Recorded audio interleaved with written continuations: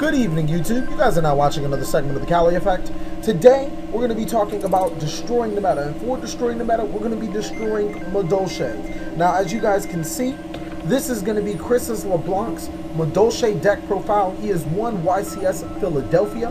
Obviously, he didn't win it with Madolche because at, I believe, either top 32 or top 13, you do draft. But still, just for a player of his caliber to make it to the top brackets and then win the tournament with Madolche, quote unquote, does mean something. Madolches are definitely a deck to beat with the new support of Angeli coming out. So let's go over what he exactly did to win in that YCS.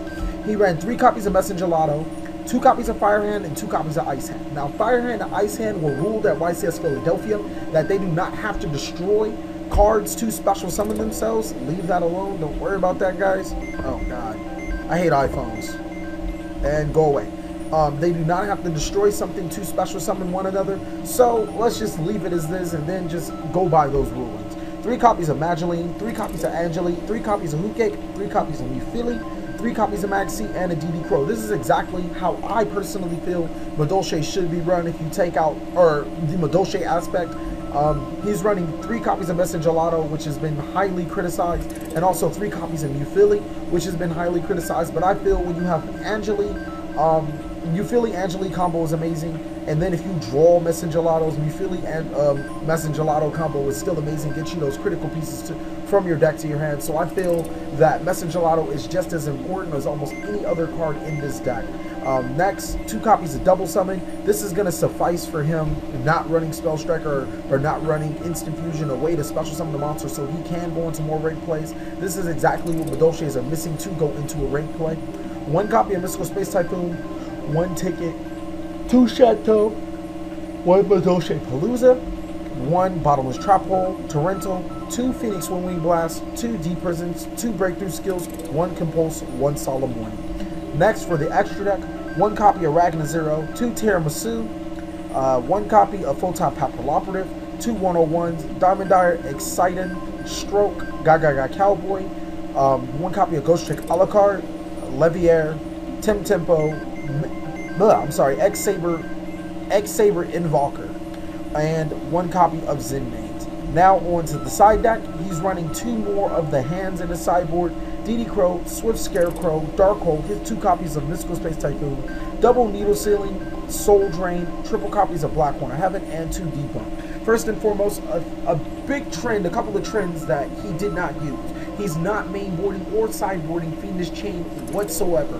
Why? Because he has Breakthrough Skill to suffice for that. Breakthrough Skill is a double negation, while Fiendish Chain is only a single. Granted, Fiendish Chain does prevent the opponent's monster from attacking, but Breakthrough Skill gets over sneaky cards like YuGiOh on your turn and on your opponent's turn. It's just really good for getting out of continuous monsters effects, and overall just an extremely good card. It's harder to Typhoon, because when they Typhoon it, it's just like, thank you for wasting your Typhoon. I can still use Breakthrough Skill. And it's just a really, really good card. Another thing is that he's only mainboarding 1 MST. Now, as you guys can look at this whole deck, you'll see why he's only mainboarding 1 MST. This deck is specifically built to counter artifacts, which did see a lot of play in the tournament.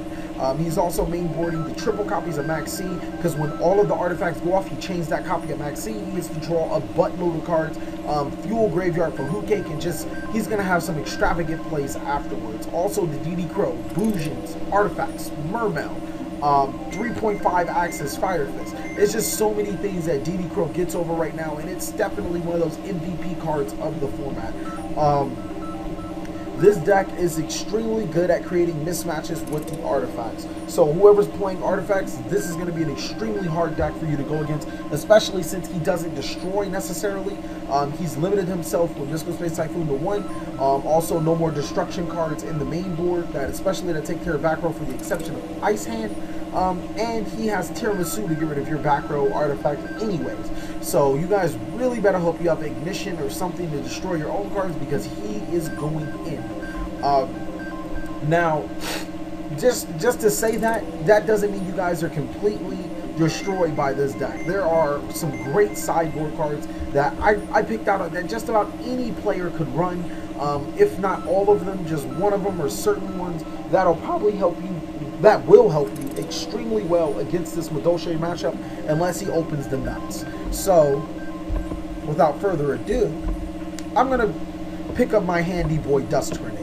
Now, when you look at Madolche's, they are strictly reliant on those two spell cards, one being Chateau and the other one being Ticket. Once you destroy those cards, the Madolche matchup becomes so much easier, because if you destroy one of the Madolche monsters while Ticket's on the field, well, thank you. You just added the Mufili to their hand. Sometimes, if you destroy them and they put them to the deck, it's actually beneficial, because there's certain cards like Messengelato that they want to the deck. And then if Chateau's on the field and you destroy Mufili, well, thank you. You just gave them a free special summon. So overall, Dust Tornado and back row destruction is one of the key elements you have to look for in Madolche's. Every time you see Madolche's, it's typically going to be heavy back row, so you can address that within Dust Tornado, maybe Twister or some other stuff that you may have. Next, I've also noticed that Madolche's are extremely effect heavy. They rely on Angeli, they rely on Hookcake, they rely on Mufili to make almost all of their plays. Now, when you put in Skill Drain, not only do you ruin the consistency of the deck, because Messengelato therefore searches you your other cards, you also stop them from basically making any of their power plays, and their main play, which is Tiramisu, all at the cost of 1,000 life points. Now, granted, that's exactly why he's running Fire and Ice Hand. Fire Hand to destroy your monster, Ice Hand to destroy the Skill Drain, but there's a couple other ways we can play around that. Keep in mind that all you have to do is find a way over Fire and Ice Hand, and Skill Drain is basically going to pave the way for you throughout the rest of that matchup. Next, another card that I feel would just be extremely amazing against this deck. There should be no reason not to run this card. Corridor of Agony. A really nice name. Now, if my laptop stops acting like a jerk and scrolls down, we might be golden. Whoa. Oh my god. Monsters that were special summoned from the main deck cannot activate their effects. Their effects are negated. They cannot declare an attack as long as they remain face up on the field. Now, when you think about Madolche's, they have 3 extremely good plays that special summon their deck. They have Angeli, Hookcake, and Invoker. All of them are their game-changing plays to make them win, to give them the edge in the game.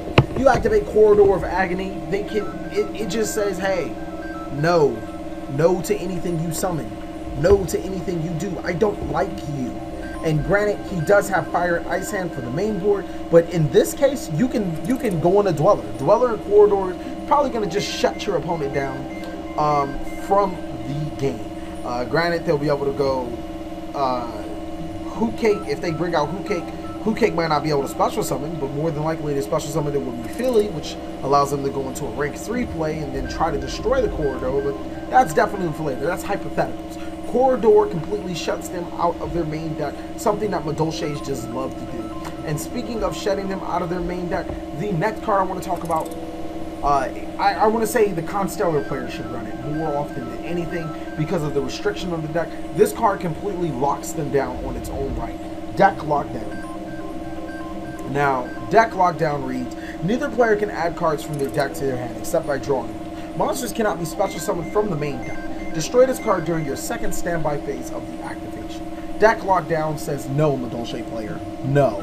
That means no searching and no summoning from the deck. No Hookcake play, no Invoker play, and no Hookcake and no Angeli play. This completely destroys the deck. Now, you have 2 problems. First of all, keeping it alive or beating them within 2 turns. And then, secondly, keeping it alive. That's going to be the biggest problem. Other than that, Deck Lockdown will completely shut out the deck. I think that this card is amazing against them. It's nothing else to say about this card. Next, if you guys can't run Skill Drain or want something a little more, I don't want to say versatile, because Skill Drain hits a plethora of cards. It hits their whole deck. But if you want something that they can't really respond to, you have to go with Effect Veiler. Effect Veiler is old-fashioned, and you have to time it completely right. Because if you time it wrong and decide to Effect Veiler or Hookcake, and they still have Ticket and Chateau on board, well, they're going to get their Hookcake's effect anyways. Also, if you couple that with the fact that Hookcake does not target, Hookcake doesn't banish for cost, you Effect Veiler the Hookcake at the wrong time, you give them another turn, they'll just use the Hookcake again. and then now you're in a genuine problem because you just wasted a card just to buy you another turn that you didn't even win on that turn. That's the difference between Effect Veiler and Skill Drain. If I can ever get a picture, oh, forget it. You guys know what Effect Veiler looks like. It'll probably be some pictures somewhere on here anyways. The last card that will be an amazing sideboard with potential against him is Thunder King Ryo. Now, Thunder King Ryo is a deck lockdown, and it is also Black Corner Heaven inside of one card. Black Corner Heaven does extremely well against Madolche's too, but I just haven't listed there. I'll talk about it later. Thunder King Ryo completely shuts down their deck from searching, but also keep in mind, as long as they don't have Chateau on the field, Thunder King Ryo is the strongest monster against them. Like, they can't run over Thunder King Ryo without Chateau. So you keep Chateau off the field, you keep Thunder King Ryo on the board, you're probably going to win that matchup. Just because there's nothing that can beat the raw power of Thunder King Ryo, and when they exceed summon, which is probably going to be a critical place since they can't search and they can't get their pluses, you can just use Thunder King Ryo's effect to destroy that monster. Also keep in mind that Madolches typically run a low monster count as far as the Madolche's monsters. This guy ran, I believe, 12. He ran 3, 6, 9, 12. Well, he ran 15. A lot of players don't run 15. If they do start running 15, then I guess it's fine. Only 12 of them are really good standalones. Mufili's a horrible standalone. Thunder King Ryo completely shuts them out. Now, the next thing I want to talk about is Black Corner Heaven. Black Corner Heaven's amazing, and it shuts out their their XE plays, which is the only thing you do. Madolches have to go into XE play, and it completely says no to that. Run Black Corner Heavens. I mean, that should be obvious right there. Everybody should be mainboarding Black Corner Heaven, and I'm pretty sure I will have to state a strong case to why Black Corner Heaven is a superior card of this format. But until then, thank you guys for watching another segment of the Cali Effect. Please let me know, because I know I missed a lot of cards, or a lot of great cards that could be sided against Madolches. Please go ahead and say any of the cards that you feel would be amazing against the Madolche matchup. And most of all, enjoy.